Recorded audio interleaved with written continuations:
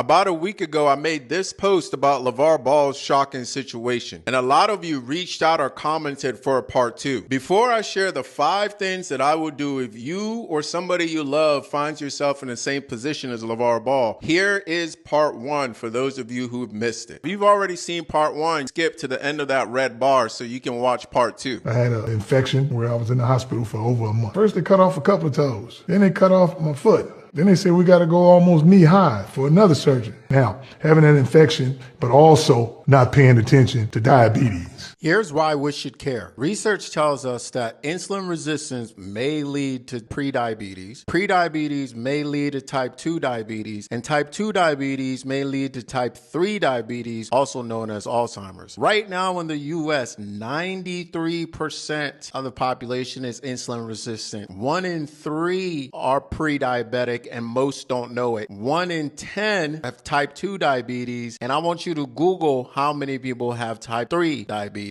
Here are the 5 habits that I would adopt if I found myself anywhere on this pathway. First, I would cut out all fruit in the morning. I love fruit, and yes, it's healthy, but this is what most people don't understand. All the excess sugar that we eat typically gets stored in the liver, but when you have diabetes, the liver is already full, so it starts to store it elsewhere. I'm cutting out fruits, smoothies, fruit bowls, oatmeal for breakfast. This will allow my insulin level to remain low, which will allow my body to burn fat instead of sugar for energy. The second thing I'm doing is resistance training. We store a lot of sugar in our muscles, so by increasing our muscle mass, we'll burn through that quicker. Third thing I would do is incorporate fiber with every meal, especially no naked carbs. Fiber in the form of vegetables or a supplement before every meal will slow down the absorption of that sugar. I would also prioritize filling up on protein and fat. Protein, the building block of muscle, and fat for energy. Finally, I would cut out snacking. There's no such thing as a healthy snack. As I explained in the Health Magna Carta, snacking will lead to elevated insulin levels all day, which means that you're storing fat and burning sugar for energy. Let me know in the comments what I missed, and I'll make sure I cover it in my next video.